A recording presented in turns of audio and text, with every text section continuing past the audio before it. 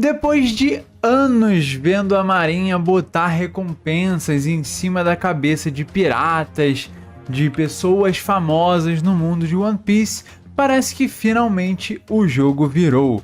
Bug, o palhaço, armou um grande plano e agora temos que os marinheiros estão sendo caçados. Um dia da caça, outro do caçador. E o mais incrível disso tudo é que, diferente dos outros personagens que a gente viu se tornando imperadores, parece que a gente entrou numa era em que força não é tudo. A gente já viu isso com Bug, a gente pode ver um pouco que o Barba Negra, quando ele chegou a se tornar um Yonko, ele não tinha a força de um deles, né? Tanto que ele teve dificuldades para lidar com Barba Branca, já no seu fim. E se a gente equilibrar o Bug e o Barba Negra, a gente vê que eles são bem parecidos e têm movimentos ardilosos e inteligentes o suficiente para conquistarem o espacinho deles ali no novo mundo. E em meio a todo esse caos em que o mundo de One Piece está vivendo e que nós vamos descobrir ao longo desse capítulo, eu estou aqui para pedir para você se inscrever aqui no canal e deixar o seu like e o seu comentário aqui no vídeo, que você me ajuda muito. Sem mais delongas, vamos continuar com o review do capítulo 1056 de One Piece. A gente tem a capa, o Oven e o Katakuri lutando contra os Irmãos da Guerra. Uma situação bastante tensa e intensa que foi criada ao longo dos últimos capítulos e que está chegando aparentemente ao seu clímax. Vamos aguardar para ver o que vai acontecer e ver o que a gente vai poder tirar. Mas é interessante, o Katakuri ele parece firme e forte utilizando suas habilidades, e a gente vê um pouco também do Oven, que teoricamente é um personagem até um pouquinho hypado, apesar de ter tomado um outspeed absurdo do Sandy. E a gente volta naquela situação antiga de final de arco, onde a gente tem uma calmaria, uma diversãozinha que a gente já não via faz bastante tempo. A gente vê Raizou e a Shinobu completamente sem nutrientes. O corpo dele está completamente feito apenas da pele deles. Parece que não tem mais nada. Estão completamente magros e aparentemente iriam sucumbir às habilidades do Almirante Touro Verde. E a situação aqui é não só essa parte, que é até um pouco humorística, mas também da seriedade da situação. Kaido realmente era o único motivo pelo qual o país de Wano não era invadido por ninguém. Agora, com esse mundo se abrindo, a gente tem a possibilidade de invasores chegarem lá. Mas claro, temos que lembrar que é muito improvável simplesmente chegarem lá de uma hora para outra por conta das defesas do país de Wano, as suas defesas naturais, que a gente ainda não tem resposta. E aqui a gente tem um pouquinho da vida diária, a gente saiu um pouco do hype do capítulo 1054 e 55, que davam algumas informações bombásticas e a aparição do Shanks, que sempre é algo de se considerar muito importante. E a gente vê o Kinemon reencontrando a mulher que ele ama, e a gente tem umas brincadeiras relacionadas a isso. Novamente destaque para a cara de Raizou, que tá muito engraçado. Tá simplesmente parecendo aquela máscara do Crash Bandicoot. Eu achei incrível, né? Eu vou deixar a imagem dele aí passando, se eu lembrar, porque realmente tá sensacional. Aí a gente já corta pra cena da Carrot sendo considerada a nova líder dos Minks. E aí a gente tem ela aceitando sem perceber o que estava acontecendo, e aí a gente descobre que ela não concorda nem um pouco com isso. Inuarashi e Nekomamushi decidiram continuar no país de Wano para defender não só o local, mas também o Momonosuke como os bainhas vermelhas. E aí, vendo o modo como a Carrot evoluiu ao longo da jornada dela, não só nesse caminho até o país de Wano, mas também com chapéus de palha, e até mesmo o domínio de sua forma Sulon quando estava lá em Holy Cake. E ela então foi considerada a primeira a se tornar a líder da nova geração dos Minks. O que é um pouco estranho, ela até questiona por ter alguns Minks mais fortes do que ela, e a gente vê eles se juntando e concordando com essa situação.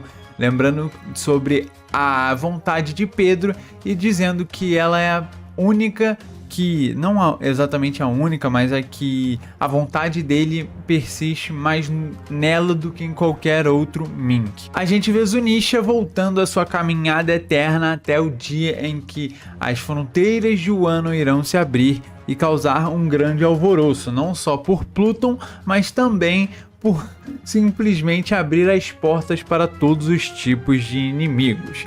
A gente tem o reencontro, então, de Hiyori e Momonosuke com o avô Sukiyaki, né? E aqui é um momento onde não tem bastante informação, não tem algo muito interessante de se contar. Então eu já vou cortar aqui para o momento onde o Kinemon simplesmente se surpreende sabendo que o Sukiyaki está vivo, né? E aí eu volto sobre um vídeo que eu fiz há um tempo atrás, que é que o Kinemon ele basicamente tem a fruta da sorte. E isso é relacionado com alguns trocadilhos que o Oda utiliza nas palavras japonesas, e aí por isso passa muito despercebido, mas que faz sentido, e aí por isso ele teria ficado vivo ainda no país de Wano. A sorte da fruta dele manteve ele vivo. Quer entender um pouco melhor sobre isso? É só clicar aí no vídeo que eu vou deixar também. Sukiyaki mantém a sua vontade de permanecer como um cidadão normal e para ele, né, justamente manter parte da honra dele, porque teoricamente ele sumiu quando o país mais precisava dele. E aqui é uma cena interessante, mas é algo completamente descartável, a gente nem vai lembrar dele daqui a um ano, então eu acho que é mais para dar uma enrolada no capítulo, porque não vejo muito uma utilidade para essa situação toda. E aí a gente chega na parte finalmente interessante do capítulo. A gente vê a Robin contando que Pluton está no país de Wano, ou até mesmo seja o país de Wano, né? Eu vou levantar aqui uma hipótese de que Pluton, na verdade, é o motivo por o Wano estar do jeito que está. Lembrando que o Wano pode ter sido carregada tanto por conta de sua forma fisiológica, digamos assim, e geográfica, ser um pouco esquisita, e as barreiras terem cuidado de tudo aquilo para manter o país seguro. Então Pluton seria algum tipo de navio que talvez seja o próprio país antigo de Wano, e aí ele tinha que ser protegido, e era por isso que as fronteiras foram fechadas, porque se elas estivessem abertas, Pluton iria reaparecer na sua forma original, que é o antigo país de Wano. Eu sei que ficou meio confuso, eu talvez faça um vídeo mais pra frente falando exatamente sobre o que eu acho que Pluton é. Deixa aí nos comentários o que você acha sobre isso. A gente vê Franky se surpreendendo sobre a verdade. Pluton está no país de Wano e não há erro sobre isso. A gente vê aqui uma ceninha engraçada dos Mugiwaras, e a gente vê todos eles juntos, onde curiosamente o único que quase tá fora de cena é o Usopp, que tá deitado do lado do chapéu do Luffy, como se estivesse dormindo ainda. Eu não consegui tirar nada muito grande disso, mas é uma situação diferente. E a gente relembra que o Franky queimou as plantas da Pluton. E a Robin chega até a perguntar se o Luffy queria essa arma ancestral e se perguntar também por que o Oda queria soltar isso para o mundo. Qual era o interesse dele em soltar essa grande obra, digamos assim, esse grande problema para o mundo, que é uma grande ajuda e talvez uma das chaves para a gente entender o que era o país, não só de Wano, mas o que era o reino antigo. A gente vê o Luffy falando que não, tô de boa, não preciso da Pluton, não sei para que eu quero isso. Qualquer coisa, né, eu me livro sozinho, minha fruta já é forte o suficiente, não tem necessidade de eu utilizar a Pluton pra nada. Aí acaba essa parte, a gente vê a Shinobu e a Otama chegando. A Shinobu se tornou uma mulher bela novamente, porque o Oda não consegue. E a Otama ali aparecendo com o seu traje, tentando simplesmente aprender ninjutsu para entrar para o bando dos Chapéus de Palha. Eu ainda fico curioso, né? Vai que de repente o Oda não faz a Shinobu tornar a Otama velha e ela simplesmente entrar pro bando. Eu acho improvável, né? Mas eu vou levantar essa hipótese aqui porque, dependendo do Oda, tudo pode acontecer. Então, né? Vamos aguardar, mas eu acho que vai só continuar assim. E é interessante a gente ver a aparência da Shinobu, parece que realmente é a antiga, quando apareceu lá no flashback do Oden, não mudou nada. E é só uma cenazinha de comédia para mostrar realmente o que aconteceu. E aí vem a questão, será que Raizou também mudou de aparência? Fica aí a pergunta. A gente vê Caribou reaparecendo depois de muito tempo e ele obviamente tem alguma coisa debaixo das suas mangas. Literalmente, né? A gente vê ele questionando sobre Pluton estar em Wano e que não é só Poseidon que teoricamente eles têm a informação. Ele vai vender essa informação para alguma pessoa que gostaria muito de ouvir isso. Quem será que é essa pessoa? Logicamente a gente pensa em Barba Negra, né? É a pessoa mais lógica a se pensar quando a gente fala sobre informações que não deveriam sair. A Marinha não tem muito sentido o Caribou ir até ela, porque a gente lembra da história de capa dele, onde ele foi extremamente caçado, não teria muito sentido. Agora, o Barba Negra é alguém que sempre gosta de informações e ele tá aí. Shanks não faria muito sentido, Shanks iria simplesmente cortar o Caribou no meio e o Bug eu acho que nesse momento é fora de cogitação.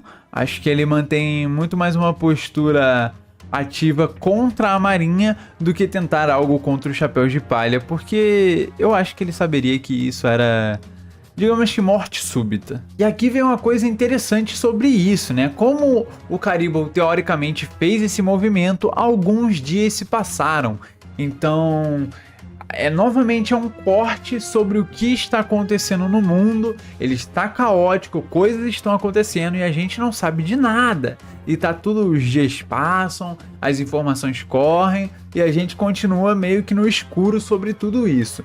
Mas a gente tem a corrida de Momonosuke e ele descobre que os Chapéus de Palha estão partindo finalmente do país de Wano depois de tanto tempo. Ele e Kinemon começam então a partir para encontrar e se despedir formalmente dos Chapéus de Palha, aqueles que ajudaram tanto eles ao longo da jornada. E aí a gente corta essa cena e já vai para Luffy, Law e Kid discutindo sobre quem iria partir naquele dia.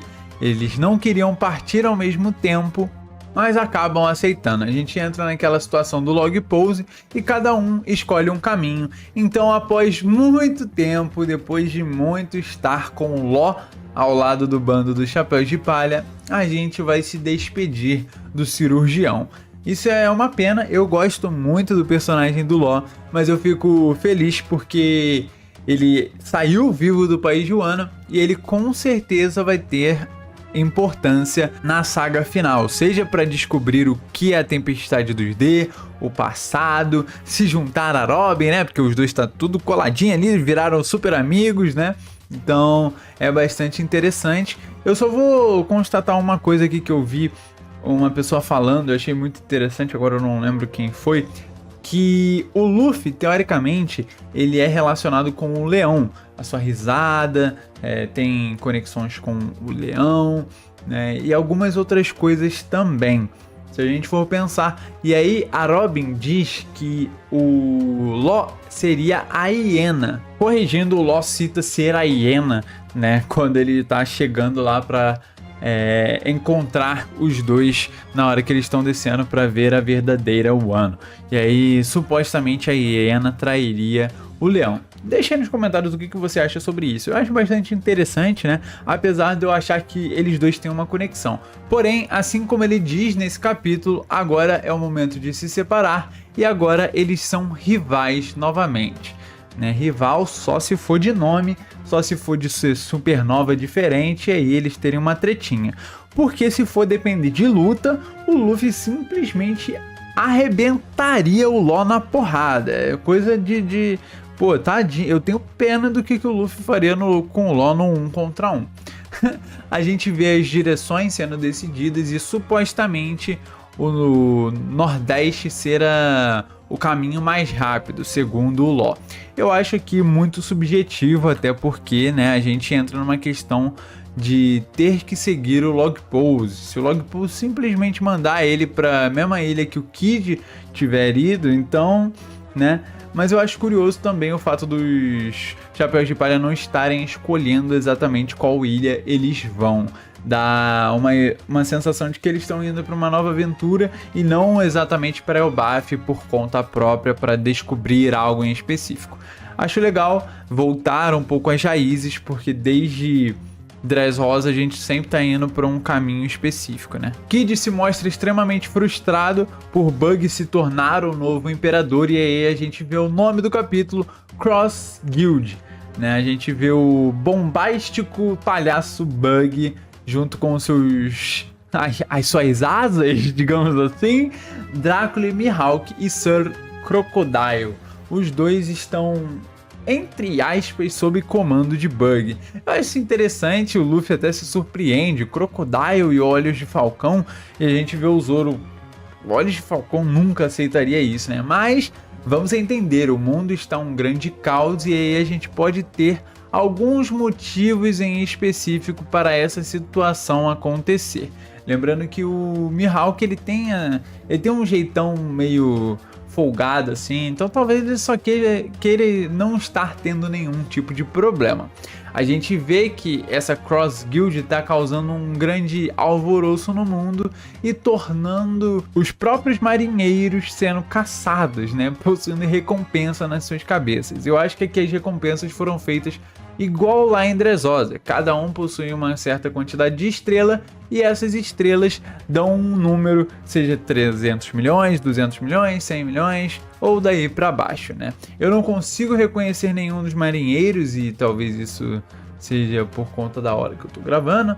Na verdade tem um ali que tá Spaden, eu não tenho certeza, né? Caso você saiba o nome deles aí, deixa aí embaixo, né? Eu vou dar uma pesquisada melhor sobre isso depois. E agora meio que a situação tá um caos, né? Tá todo mundo contra todo mundo, virou um Battle Royale, literalmente. Quem será que vai sair vencedor e ganhar essa corrida para se tornar o rei dos piratas? E aí a gente volta a falar sobre o mundo estar virando um grande caos, né?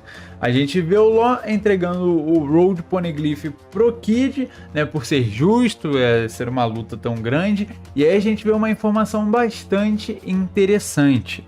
E a gente vê o Kid e na real, o Kid, oh meu Deus, o Kid falando sobre eles terem forçado um comandante da Big Mom a entregar esse Poneglyph para eles. Então, como é que foi essa situação, né? Porque o que esse comandante fez, que no caso foi o Snack, né? Não foi o Snack. Enfim, não sei quem foi, né? Eu acho que não dá para ter certeza sobre quem foi. O Snack perdeu pro Rouge, se eu não me engano. O mundo é muito vivo, eu não consigo acompanhar às vezes tudo, mas eu acho que o Kid conseguiu convencer algum deles a dar esse Poneglyph à base da força, né? Porque é basicamente o que o Kid consegue fazer, ou pelo menos que ele tenta, né? E eu não acho que seja o Katakuri por motivos óbvios. O Katakuri provavelmente varreria o chão com o Kid. E aí eles voltam a falar sobre aquele cara que eu disse há um tempo atrás, com a marca de chamas no rosto, a marca da cicatriz. E é interessante, o Luffy fica curioso, o Law faz uma cara meio esquisita, não sei o que quer dizer exatamente essa cara, parece que ele sabe quem é, parece que ele não sabe, não sei dizer, e a Robin fica se questionando quem é. O Kid ri não só da cara do Luffy, mas da nossa cara. Eu acho que isso é justamente a intenção do Oda por a gente não saber quem é. A gente corta a cena para Kinemon e Momonosuke lá no topo do castelo, vendo a Yamato que fez a mente dela. Ela vai finalmente viver como Oden e partir numa aventura com os Chapéus de Palha. Para gosto de muitos, ela vai provavelmente se juntar ao bando dos Chapéus de Palha, e aí começaremos uma nova jornada com um novo Mugiwara participando. Bastante interessante o capítulo, infelizmente é um capítulo de transição, não tem muitas informações, mas o Oda conseguiu dar uma apimentada nele com algumas revelações interessantes, algumas coisas que podem aparecer no futuro, a questão da Pluton, a questão dessa Cross Guild, a questão desse homem com a marca, né? Então tem bastante coisa aí que passou despercebida, que a gente provavelmente vai demorar para saber quem realmente é e que tá lá. E o Oda tá deixando isso passar, em alguma hora ele vai falar quem é, só não se sabe quando, né? Bastante interessante. Infelizmente o Oda é cruel e a gente vai ter que aguardar para ver, lembrando que semana que vem não temos capítulo por conta da pausa da Shonen Jump. Então eu vou ficando por aqui. Se você gostar, deixa o like, seu comentário, se inscreve no canal que você me ajuda muito. Valeu, falou e eu fui!